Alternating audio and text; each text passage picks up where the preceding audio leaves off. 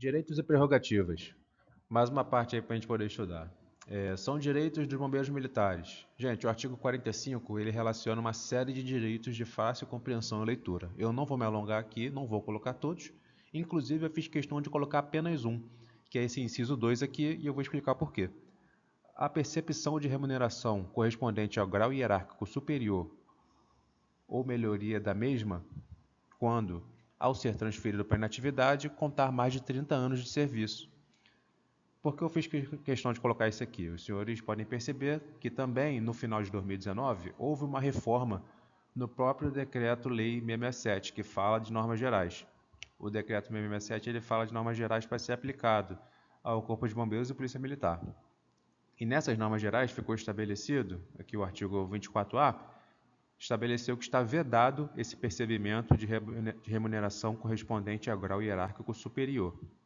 Então, aqueles bombeiros militares que passarem para a reserva a partir de janeiro de 2022 já não terão mais esse direito pela lei federal. Pode ser objeto de uma outra discussão de inconstitucionalidade? Pode.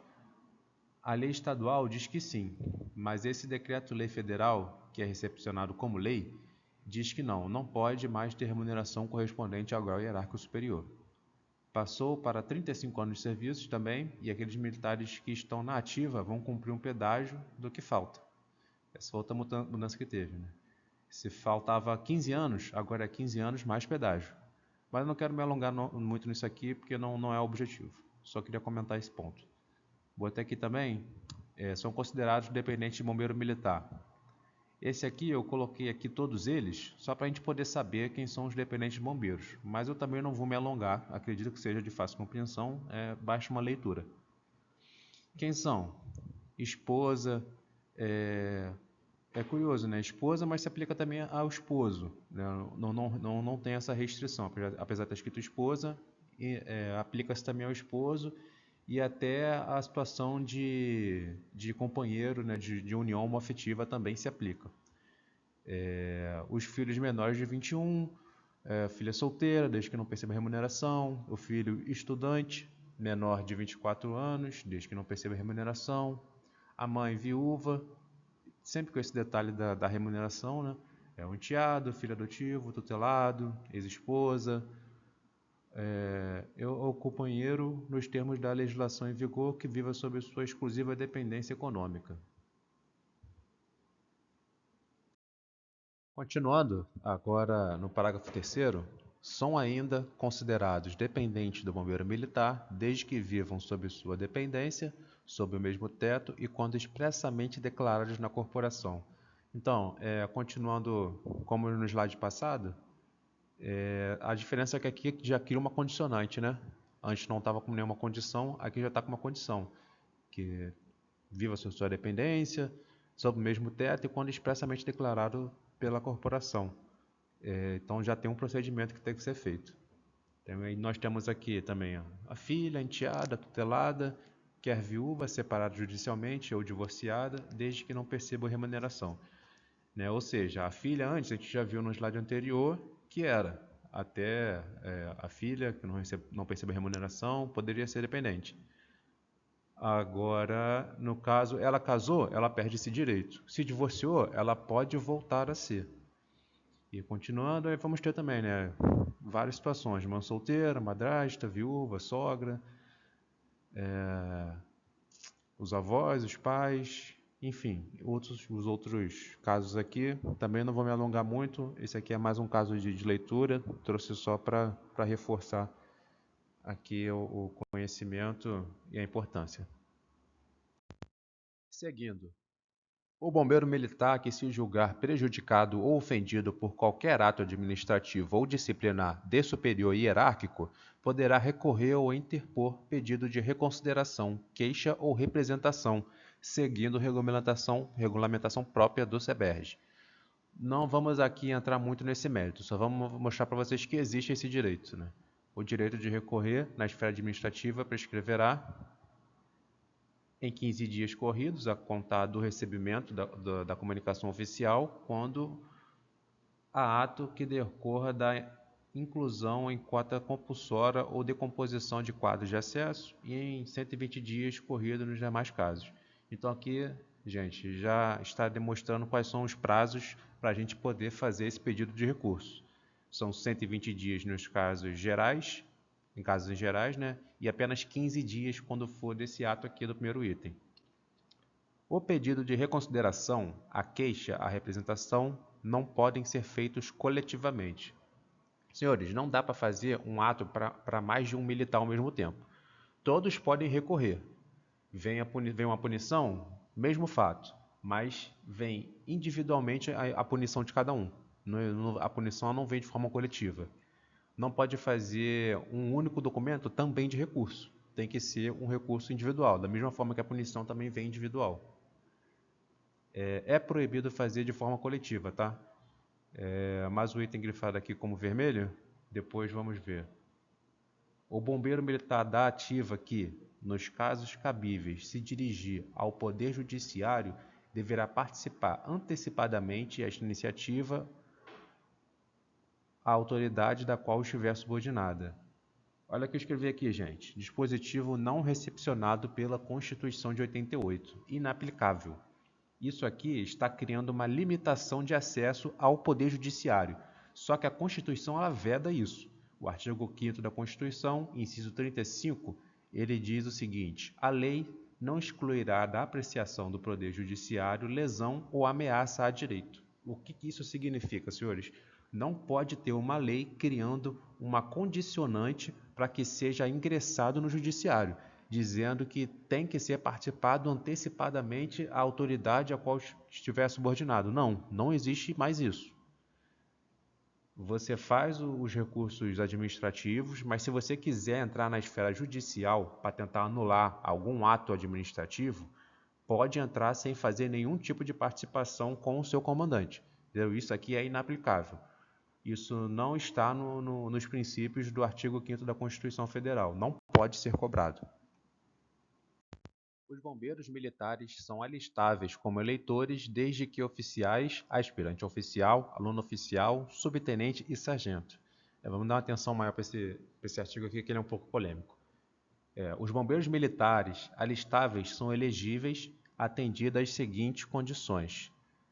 Se contarem menos de 5 anos de serviço, serão, ao se candidatar a cargo eletivo, excluídos do serviço ativo, mediante demissão ou licenciamento ex officio.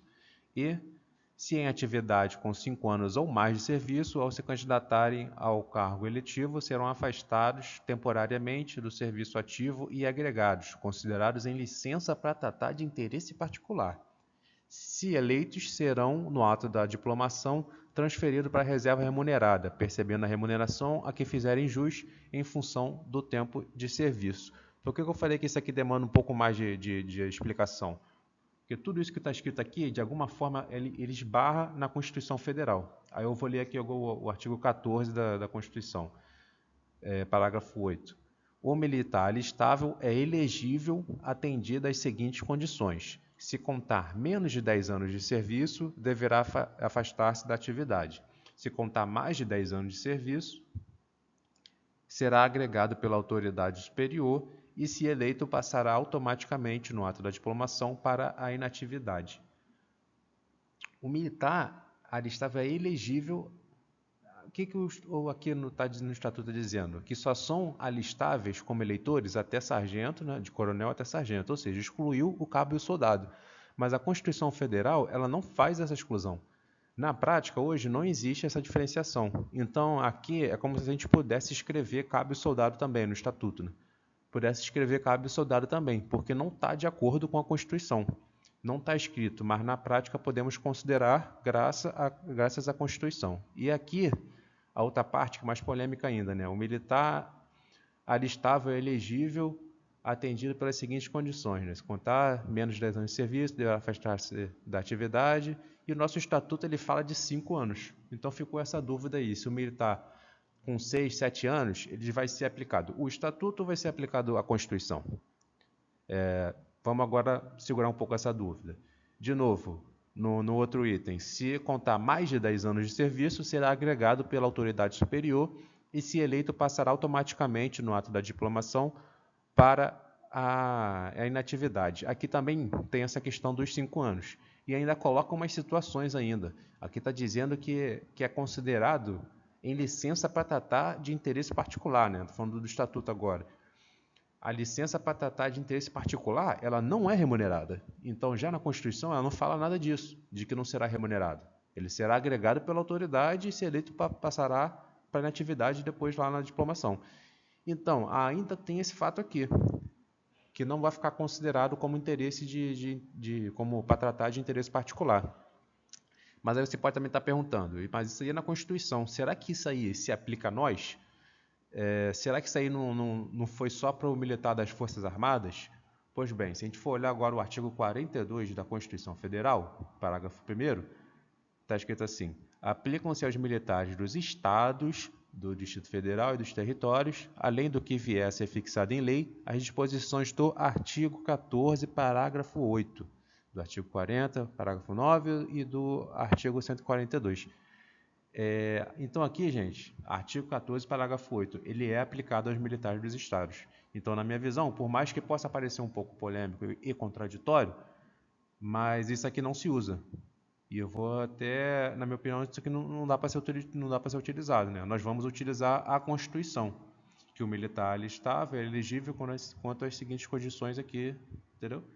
De 10 anos de serviço, deverá afastar-se da atividade e contar mais de 10 anos de serviço, será agregado pela autoridade superior, se eleito passará automaticamente no ato da diplomação para a inatividade. Ainda tem mais uma coisa aqui que eu acho que o Corpo de Bombeiros já aplicava, mas é importante que vocês saibam. Vocês estão vendo que aqui está dizendo assim, 10 anos de serviço. Não está dizendo 10 anos de efetivo serviço. Acho que no final dessa aula nós vamos ter uma diferenciação entre anos de serviço ou tempo de efetivo serviço, entendeu? Mas isso aí é mais para frente.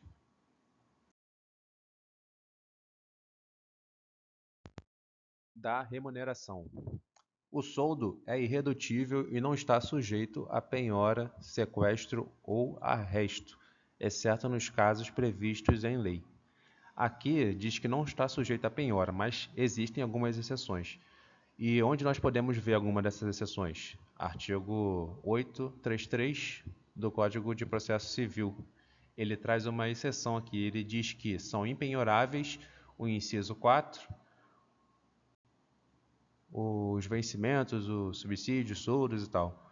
E lá no final vem ressalvando o parágrafo 2º desse artigo, que diz o seguinte, parágrafo 2º: os dispostos no inciso 4, que é esse aqui, não se aplica à hipótese de penhora para pagamento de prestação alimentícia, independente de sua origem, bem como as importâncias excedentes a 50 salários mínimos mensais, devendo a Constituição observar o artigo tal lá do Código de Processo Civil. Então, senhores, o que eu posso dizer aqui é que, na prática, o soldo pode sim ser penhorado, desde que essa penhora se destine a pagar prestação alimentícia. Se os senhores estão devendo pensão, pode haver sim uma penhora do seu soldo, tá bom? Vamos lá, então. Continuando. Por ocasião de sua passagem para a inatividade, o bombeiro militar terá direito a tantas cotas do soldo quanto forem os anos de serviço, computáveis para a inatividade, até o máximo de 30 anos, ressalvando o disposto no inciso 3 do caput do artigo 45. Para efeitos de contagem de cotas, a fração de tempo igual a superior a 180 dias será considerada como um ano. Isso ainda continua a ser aplicado. É proibido acumular remuneração na inatividade, observada a legislação vigente. Então, tudo aquilo que está proibido na ativa continua sendo proibido na inatividade, tá? A acumulação. O dispositivo neste artigo não se aplica aos bombeiros militares da reserva remunerada e aos reformados, quanto ao exercício de mandato eletivo, quanto ao de função de magistério ou de cargo em comissão, ou quanto ao contrato para prestação de serviços técnicos ou especializados. Senhores, isso aqui teve uma alteraçãozinha na Constituição Federal em 2019, que nós vamos explicar um pouco mais para frente, tá? O acesso na hierarquia do CEBERG, fundamentado principalmente no valor moral e profissional é seletivo, gradual e sucessivo e será feito mediante promoções de conformidade com a legislação e regulamentação de promoções de oficiais e praças, de modo a obter-se um fluxo regular e equilibrado de carreira para os bombeiros militares. Esse daí é o objetivo principal. Vamos lá. O planejamento da carreira dos oficiais e das praças é a atribuição do comandante-geral. Planejamento da carreira, atribuição do comandante-geral. Dispositivo de leitura simples, senhores. Só leitura. A promoção é um ato administrativo e tem como finalidade básica a seleção dos bombeiros militares para o exercício de funções pertinentes ao grau hierárquico superior. Deixou de ser cabo, passou a ser sargento. Está te habilitando a exercer as funções de sargento. Deixou de ser subtenente, passa para ser segundo-tenente. É porque está te habilitando para as funções de segundo-tenente. E sucessivamente assim, tá bom? O bombeiro militar não será promovido se tiver condenado por crime comum ou especial, inclusive militar, por sentença transitada em julgado ou se estiver sendo submetido aos conselhos de justificação, conselho de disciplina ou à comissão de revisão disciplinar, e ainda se não satisfazer as demais condições previstas no Decreto-Lei 176, que é o Regulamento de Promoção de Oficiais, e no Regulamento de Promoção de Praças, aprovado pelo Decreto 4.582. Então, isso aqui mostra quando o bombeiro militar não pode ser promovido. Se estiver dentro disso aqui, não pode ser promovido. E agora, vamos para o dispositivo das promoções. As promoções serão efetuadas pelos critérios de antiguidade, merecimento, tempo de serviço, bravura e pós-mortem. O Corpo de Bombeiros ele só disciplina esses 5 critérios de promoção, tá? Esses são os critérios. Depois a gente vai chegar ali na parte de ressarcimento e preterição, para eu abrir os olhos de vocês para outra coisa, mas o que eu quero dizer com isso? Existem promoções também dos militares ao concluírem o curso de formação de sargento, promoção dos militares ao concluírem o curso de formação de cabos, que não dá para enquadrar em nenhum desses critérios, né? Critério de antiguidade, merecimento, tempo de serviço, bravura e pós-mortem. Então carece aqui, eu acho, né, de incluir a promoção por término de curso de formação, mas isso aí é só uma opinião, né? Não está escrito dessa forma e a gente vai estudar da forma que está escrito, né? Foi só uma observação. Parágrafo 1º. Em casos extraordinários, independentemente de vagas, poderá haver promoções em ressarcimento de preterição. Senhores, ressarcimento de preterição não é critério de promoção, ele é só uma forma. Eu uso o ressarcimento de preterição para promover o bombeiro militar. A promoção de bombeiro militar feita em ressarcimento de preterição será efetuada segundo os critérios de antiguidade ou merecimento, recebendo ele o número que lhe competir na escala hierárquica como se houvesse sido promovido, na época devida, pelo critério em quem deveria ser, que seria feita a sua promoção. Como é que funciona o ressarcimento de preterição? Imagine que você está lá no quadro de acesso, na posição 10. Aí, de repente, um militar na posição 11, seja antiguidade ou merecimento, ele é promovido e você não. Pode ser por um erro administrativo, não sei. Não vou nem adentrar aí se você estava respondendo a processo judicial ou se não podia. Não vou nem chegar nesse mérito. Mas ele foi promovido e aí ele foi promovido para antiguidade. Você ficou. Ele foi promovido a subtenente e você ficou a primeiro sargento. Então, você vai requerer que seja promovido em ressarcimento de preterição pelo critério de antiguidade. O ressarcimento de preterição ele é apenas um mecanismo. Como eu disse, não é um critério de promoção. É só um mecanismo para você conseguir o critério de promoção estabelecido na lei. Tá bom? Não confundam. O ressarcimento de preterição não é critério de promoção. O critério de promoção previsto em lei é antiguidade, merecimento, tempo de serviço, bravura e pós-mortem. Tá? Aqui no caput do 55. Ainda no artigo 55, senhores, os oficiais a serviço, eu não vou nem ler, eu marquei ele em vermelho, eu vou explicar o porquê. O artigo 55A também. Há uma representação de inconstitucionalidade lá no Tribunal de Justiça, que ela já teve decisão aqui e foi para o STF, mas ela teve uma decisão liminar. Na decisão liminar, isso foi declarado inconstitucional. Então, nesse momento, enquanto não julga, não sei se já julgou, esse recurso extraordinário no STF, isso aqui está sendo considerado inconstitucional. Então não vou adentrar, foi só marcar para título de conhecimento mesmo. Eu acredito que ainda não foi julgada pelo STF, não consegui achar pelo menos algo sobre isso. Então está suspensa a aplicação desse dispositivo aqui. A fim de manter a renovação, o equilíbrio e a regularidade de acesso nos diferentes quadros, haverá anual e obrigatoriamente um número fixado de vagas à promoção, nas promoções a seguir indicadas. Isso aqui são as fixações de vagas que obrigatoriamente tem que ter todo ano para a promoção. Entendeu? Todo ano tem que ter pelo menos um nono do respectivo quadro para coronel, um 15avos para tenente-coronel e assim sucessivamente. É o que está aqui na lei. Então, todo ano tem que ter essas vagas. Caso não, caso chegue um ano e não tenha nenhuma vaga para coronel, aí vai ter que ser aplicada uma cota compulsória. Vai ter que excluir um nono dos coronéis da ativa para que chegue na cota compulsória. E se as vagas durante o ano já tiverem sido preenchidas, um ano ou mais do respectivo quadro, então não vai ser aplicada a cota compulsória. Isso aí é leitura simples. Não tem muito o que discutir. O número de vagas para promoção obrigatória em cada ano base para os postos relativos no inciso 1, 2, 3 e 4 deste artigo será fixada pelo comandante-geral até o 15 de janeiro do ano seguinte. As frações que resultem da aplicação das promoções estabelecidas nesse artigo serão adicionadas cumulativamente aos cálculos correspondentes dos anos seguintes, até completar pelo menos um inteiro, que então será computado para a obtenção de uma vaga para promoção obrigatória. Isso aqui também parece um pouco complicado, mas é só matemática, só questão de conta mesmo.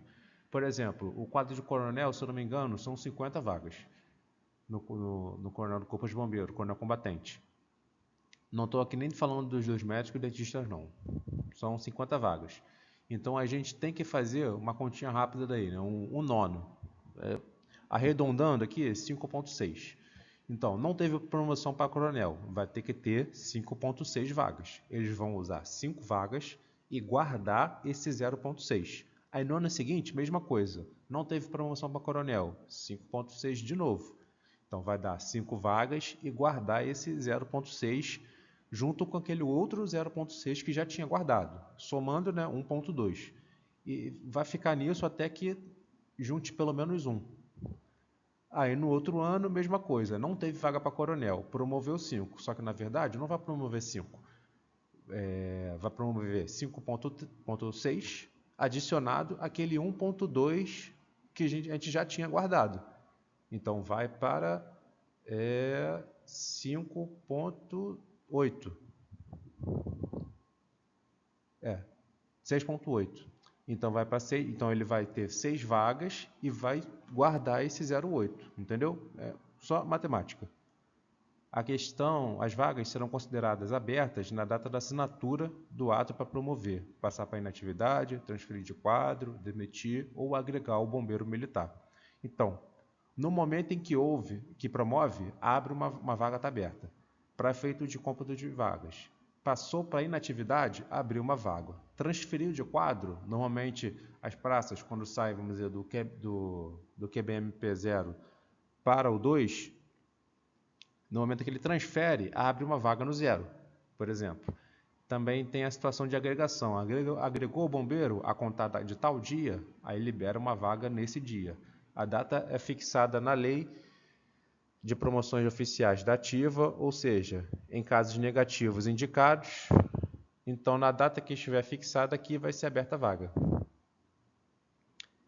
E na data oficial do óbito do bombeiro militar. Então imagine que um bombeiro infelizmente vinha a falecer, faleceu lá no dia 1º de janeiro, a vaga é considerada aberta no dia 1º de janeiro. Tá bom? Ainda que a comunicação oficial seja outra, ainda que aconteça outro dia, 1º de janeiro é a data em que abriu a vaga. Seguindo com a aula, ainda sobre as promoções, só para falar, se vocês pegarem a lei 880 aí na internet, vocês vão ver que existe o artigo 57A, 57B, 57C, 57D, mas todos eles foram declarados inconstitucionais por essa representação de inconstitucionalidade aqui, tá? 18, 223, 69, 2018. Então, diferente até de alguns que estão suspensos em julgamento, esse já tem trânsito julgado. Então já foi declarado inconstitucional, não se aplica, então não precisa nem a gente ler aqui para não se confundir. Vamos falar agora sobre férias e afastamentos.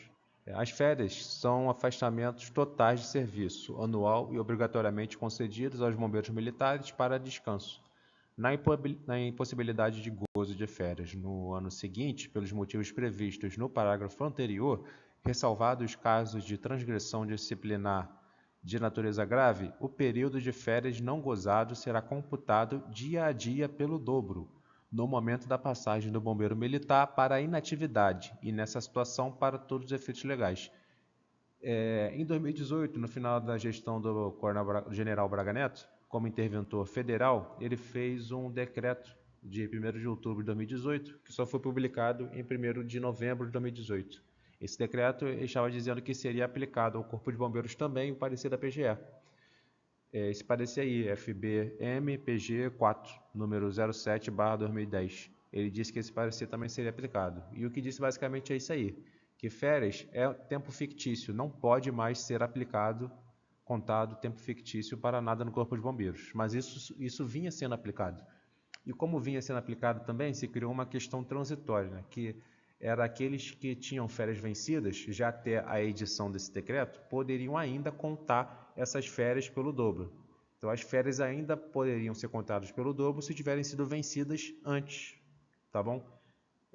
Botei aqui na íntegra o decreto, para quem quiser dar uma olhada, né, como veio no Diário Oficial. Está escrito ali, fica atribuída eficácia vinculante e normativa ao parecer consoante na proposição da Procuradoria-Geral do Estado. A Procuradoria-Geral do Estado deverá disponibilizar na íntegra, blá blá blá, artigo 2º. A orientação jurídica fixada no referido parecer produz efeitos para os bombeiros militares do Estado do Rio de Janeiro, a partir da data de publicação deste decreto. Então é isso, tempo fictício não pode mais ser contado. Vamos seguir. Os bombeiros militares têm direito ainda aos seguintes períodos de afastamento total do serviço, obedecido às disposições legais e regulamentares, por motivos de núpcias, 8 dias, luto, também 8 dias, instalação, até 10 dias, nunca havia utilizado na prática essa instalação, mas está escrito no nosso estatuto, e trânsito até 15 dias. O trânsito ele tem uma regulamentação que eu não vou lembrar agora exatamente o número dela, mas quem já foi da SAD aí, quem é da SAD, com certeza já viu isso daí, já orientou algum bombeiro em relação a isso. Que está regulamentado os períodos de trânsito quando troca de CBA. Então, para saber o trânsito, quantos dias são, aqui no Estatuto ele não amarra, né? Ele fala até 15 dias.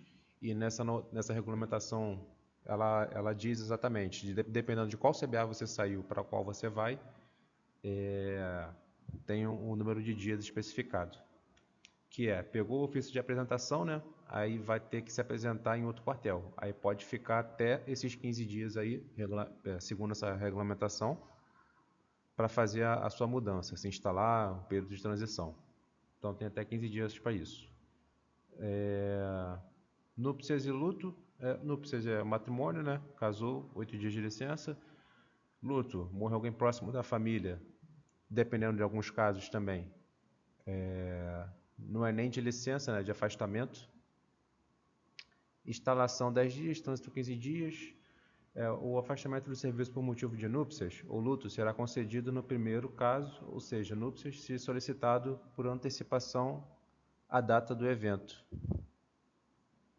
E no segundo caso, ou seja, o luto, logo a autoridade ao qual estiver subordinado tiver conhecimento do óbito. As férias e os afastamentos mencionados no artigo anterior são concedidos com a remuneração prevista na legislação própria e computados como tempo de serviço para todos os efeitos legais. Ou seja, se afastou, deixou de trabalhar por causa de luto, instalação, trânsito, férias, licença-prêmio também, vocês vão ver lá na frente.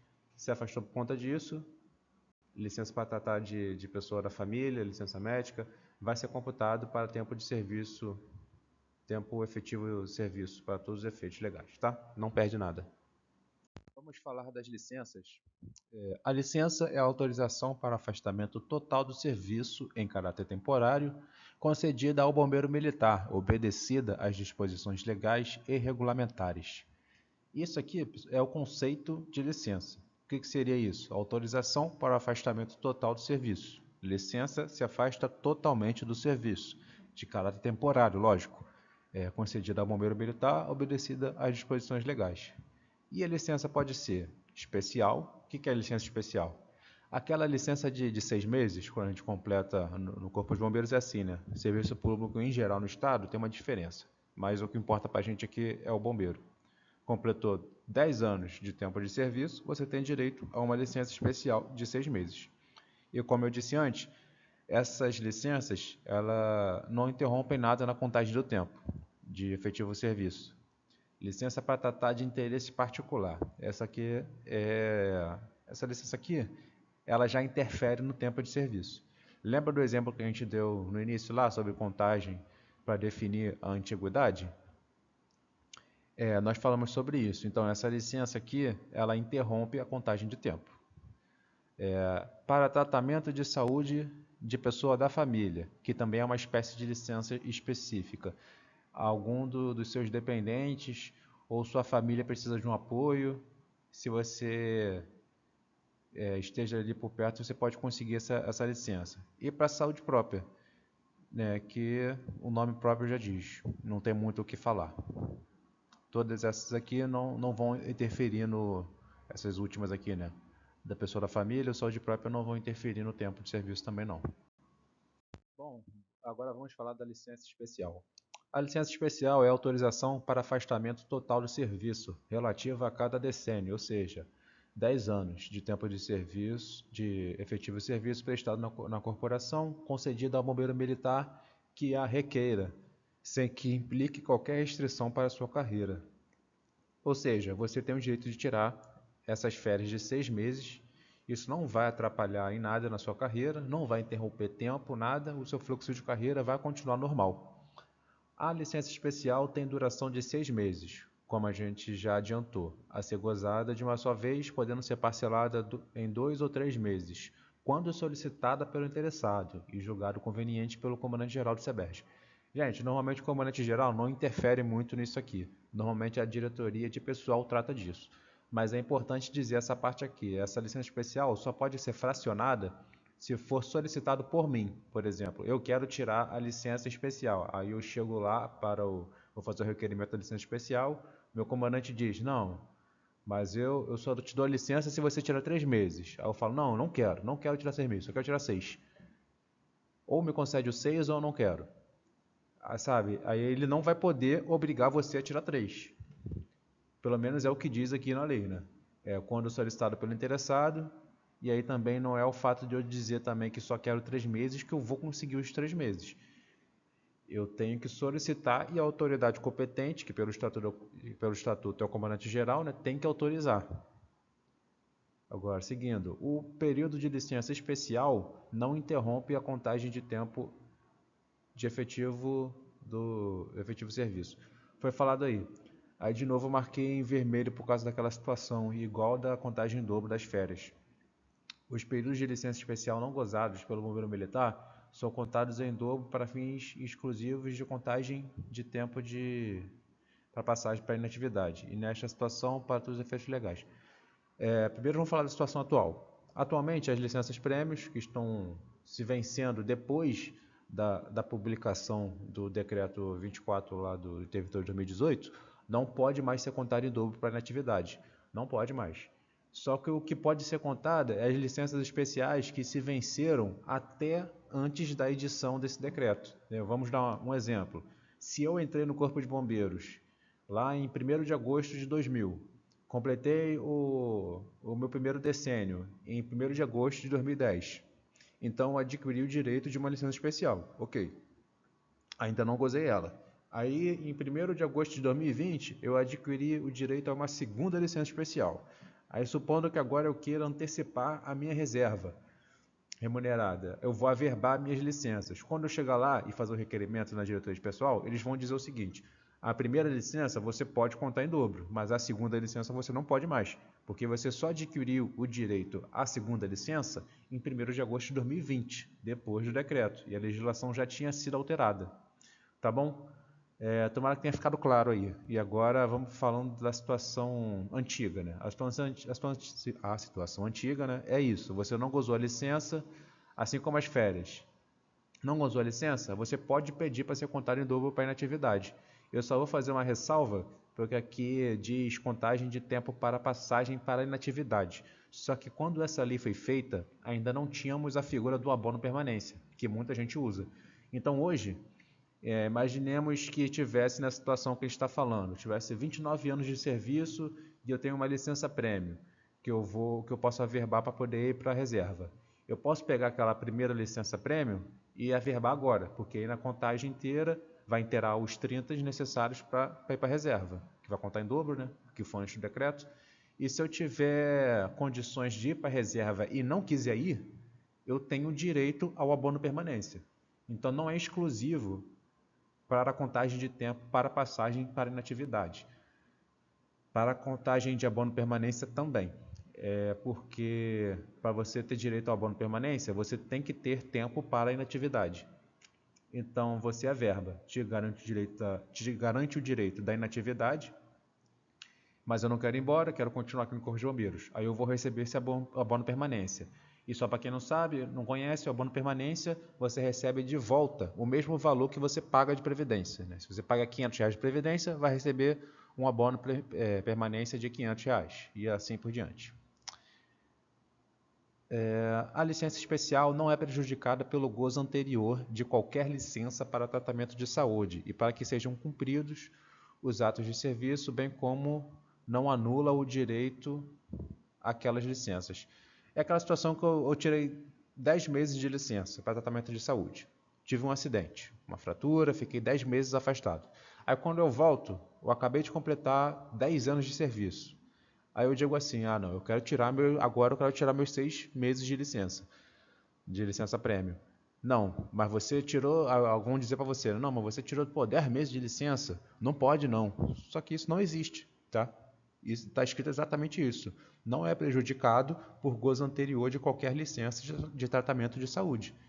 Tá bom? Então não anula. Um tratamento de saúde antes, não importa qual for o tempo, né? Eu usei um exemplo mais simples para não complicar, para não vir em questão de tempo de mais afastado, ter que ser reformado. Não vamos complicar o exemplo, né? Vamos botar um exemplo simples, 10 meses. E o contrário também, né? Vamos dizer que eu acabei de voltar da minha licença prêmio, aí eu vou lá e quebro a perna. Pô, eu tenho que tirar a minha licença. Não vai anular, eu ter tirado a licença prêmio, não vai anular o meu direito de ter uma licença de saúde. Não tem problema nenhum, a licença prêmio fica tudo normalmente, a contagem ela fica normal, ela não anula nada. Não prejudique nada na carreira. Uma vez concedida a licença especial, uma vez concedida a licença especial, o bombeiro militar será exonerado do cargo ou dispensado do exercício das funções que exercer e ficará à disposição do órgão de pessoal do CBMERG, que é a DGP, né? Adido à OBM onde servir. Isso aqui também é de fácil entendimento, né? Só uma leitura. Artigo 63. A licença para tratar de interesse particular é autorização para afastamento total de serviço concedida ao bombeiro militar com mais de 5 anos de efetivo serviço, que a requeira com aquela finalidade somente poderá ser requerida a cada 10 anos da primeira concessão. Gente, o que está aparecendo aqui? Que a gente pode requerer por muito tempo essa licença, né? Mas o seguinte, fui lá, fiz 5 anos de efetivo serviço. Aí eu preciso tirar um tempo, vamos dizer, levar o filho lá nos Estados Unidos, que ele vai estudar lá. Eu vou precisar morar lá um pouquinho lá de tempo. Até 2 anos. Você pode requerer essa licença para tratar de interesse particular. Você não precisa justificar por que você está saindo, por que você vai. Não tem necessidade. Só dizer que é para interesse particular. Tem 5 anos de efetivo serviço? Tem esse direito. Pede e vai lá embora. Aí vamos supor que você só pediu essa licença por um ano. Aí depois você voltou. Depois do ano você vai lá e voltou. Aí você vai e vai querer requerer de novo, porque teve outro problema. Só que você só vai poder requerer isso 10 anos depois da primeira concessão. Entendeu? Da primeira licença. Que fique claro isso. A licença de que se trata esse artigo será sempre concedida com prejuízo da remuneração. Com prejuízo, ou seja, você não recebe remuneração. E aquela contagem de tempo de efetivo serviço não conta tempo de efetivo serviço. Dei até um exemplo em alguma aula passada sobre antiguidade. Falei da antiguidade que a pessoa ficou de licença-prêmio, de licença de tratar de interesse particular. E aí, ficando para tratar de interesse particular, não conta tempo de serviço.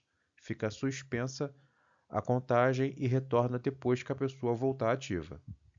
Mas lembrando aqui, ó, exceto quanto a este último para fins de indicação para a cota compulsória. Para efeitos de cota compulsória, essa contagem de tempo continua, tá bom? Mas a gente não vai adentrar muito nessa parte de cota compulsória, não. Aqui não falou, mas eu já vou adiantar, que eu acho que tem isso aqui em outro lugar. A licença para tratamento de interesse particular tem um tempo máximo que você pode gozá-la, que é de 2 anos. Você pode até requerer mais uma vez, conforme está aqui, mas a soma desse tempo não pode ultrapassar 2 anos. Se ultrapassar, você acaba excluído da corporação. Isso tem um pouco mais para frente, eu acho que a gente vai chegar lá daqui a pouco. Vamos lá. A licença para tratamento de saúde de pessoa da família é autorização para afastamento total do serviço concedida ao bombeiro militar para dar assistência a seus dependentes legais. Tá bom, então é isso aí para a gente saber que se um dependente nosso precisa que a gente dê total assistência para ele, e porque ele está com algum problema de saúde, a gente pode fazer o requerimento dessa licença e ficar afastado do serviço. Da mesma forma, não prejudique em nada a nossa contagem de tempo. A licença para tratamento de saúde própria é a autorização para afastamento total do serviço concedido ao bombeiro militar que for julgado incapaz, temporariamente, por junta de saúde da corporação. Então, você recebeu a licença de tratamento de saúde e você fica afastado totalmente do serviço, tá? Isso aqui costuma acontecer muito. Às vezes a pessoa fica de licença e o comandante até fala, pô, dá uma bola aí em casa, né? Ajudar ali no SEI, só fazer um home office. Mas, gente, vocês só ajudam se quiserem. Vocês estão licenciados, não precisam ajudar, não precisa fazer nada. Tá de licença. Só volta quando o período da licença acabar. Vamos falar das prerrogativas agora? As prerrogativas de bombeiro militares são constituídas pelas honras, dignidades, distinções devidas aos graus hierárquicos e cargos. São prerrogativa dos bombeiros militares o uso de uniformes e de títulos e uniformes distintivos, insígnias e emblemas de bombeiros militares correspondentes ao posto ou graduação, quadro ou cargo. Honras, tratamentos e sinais de respeito que lhes sejam assegurados em lei e regulamentos. Cumprimento de pena de prisão ou detenção somente em OBM, cujo comandante ou chefe ou diretor tenha precedência hierárquica sobre o preso ou detido. Ou seja, esse último item, né? Se você vai cumprir a sua pena de prisão ou detenção em alguma OBM, é importante que o comandante de lá seja mais antigo que você. Seja um destacamento, um GBM, o que for. O fato que é sempre muito curioso no que acontece, por exemplo, numa prisão de um oficial superior, vamos dizer um tenente-coronel. E o quartel central tem muitos tenentes-coronéis que trabalham lá, né? E às vezes esse tenente-coronel tem que cumprir uma pena de prisão e até o comandante do GOCG, né? Às vezes é um coronel, mas normalmente é um tenente-coronel. Aí às vezes esse tenente-coronel vai ter que cumprir a pena lá, ele acaba tendo que cumprir a pena nas dependências da DGCCO, que é mais comum, porque é uma diretoria de Comando Geral e Controle Operacional, e lá normalmente é um coronel, que tem, aí vai ter essa precedência hierárquica, então ela sempre tem que existir. Continuando, o próximo item é julgamento em foro especial nos crimes militares, tá? Artigo 70. Somente em caso de flagrante delito, o bombeiro militar poderá ser preso por autoridade policial, ficando esta obrigada a entregá-lo imediatamente à autoridade de bombeiro militar mais próxima, só podendo retê-lo na delegacia ou posto policial durante o tempo necessário para a lavratura do flagrante. O que isso quer dizer?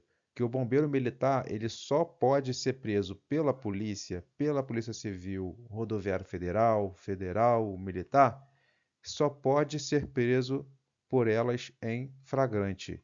Está cometendo um crime, acabou de cometer o crime, nas hipóteses lá que existem de flagrante, aí ele pode ser preso por essa autoridade policial.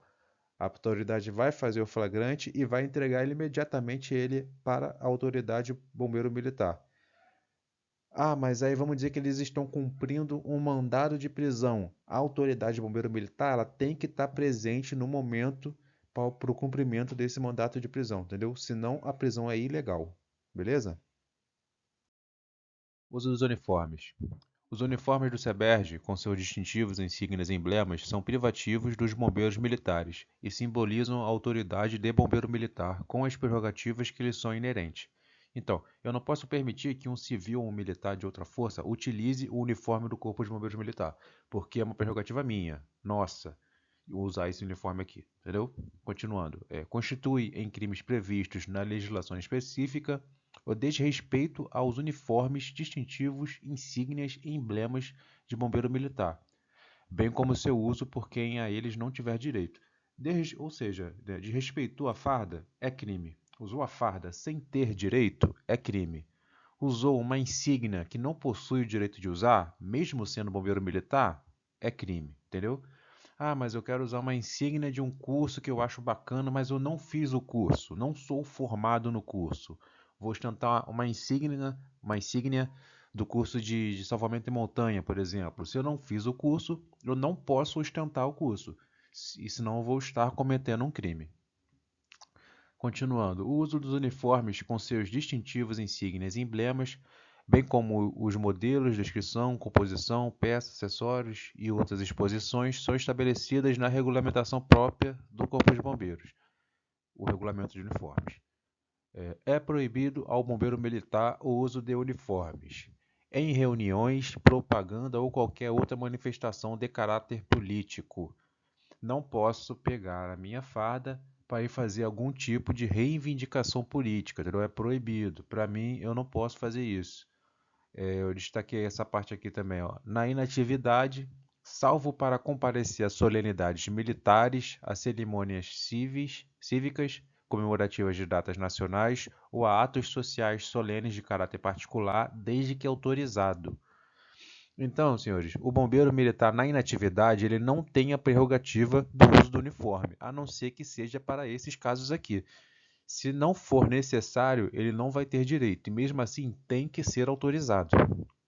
Tem que ir lá na diretoria de nativos, fazer o seu requerimento e tem que ser autorizado. Sendo autorizado, pode utilizar o uniforme.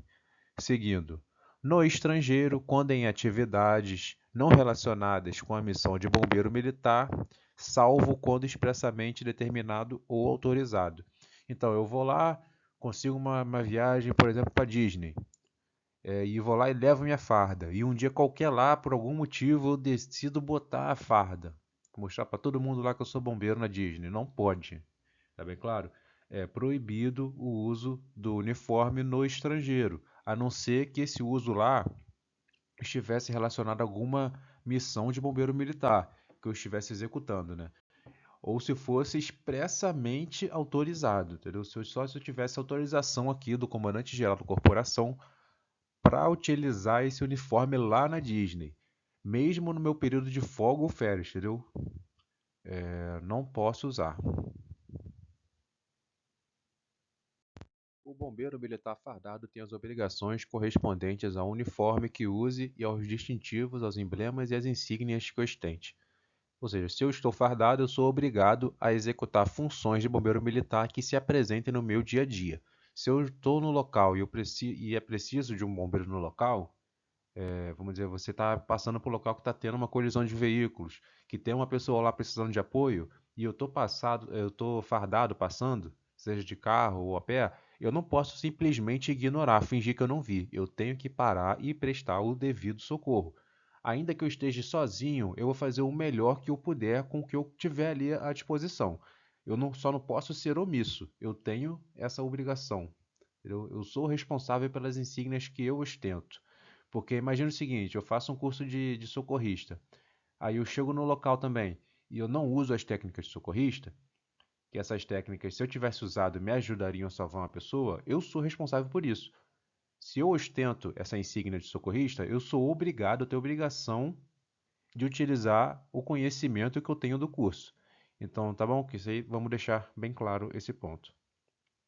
Agora o próximo. É vedado a qualquer elemento civil ou organizações civis usar uniformes ou ostentar distintivos, insígnias ou emblemas que possam ser confundidos com os adotados no Corpo de Bombeiros. Isso aqui é muito comum de acontecer com relação ao bombeiro profissional civil, que muitos dos uniformes deles às vezes se confundem com o do bombeiro militar. Às vezes usam a calça caqui também, a camisa vermelha também, só que aí atrás vem escrito lá, né, bombeiro profissional civil, igual a nós, né, só que a nossa vem escrito bombeiro militar. Então, isso é vedado, tá? Não pode ter nenhum tipo de confusão. Eles têm que fazer uma diferenciação, entendeu? Usando uma camisa preta, amarela, alguma outra cor. Não podem simplesmente copiar o nosso uniforme e mudar só a palavra ali. Tem que ser diferente, tá? Vamos lá. São responsáveis pela infração das disposições deste artigo, além dos indivíduos que a tenham cometido, os diretores ou chefes de repartições, organizações de qualquer natureza, firmas ou empregadores, empresas, instituições ou departamentos que tenham adotado ou consentido que sejam utilizados uniformes ou ostentados distintivos, insígnias ou emblemas que possam ser confundidos com os adotados no SEBED. Ou seja, o diretor da empresa tal, ele é o responsável pelo uso desse uniforme. Se uma pessoa usou, o camarada que está usando o uniforme lá, ele é responsável. Mas o diretor, o dono da empresa, ele é responsável por ter fixado aquele uniforme na empresa. Ou ele permitiu que, ou outra pessoa que tenha permitido que o uniforme tenha sido utilizado. Entendeu?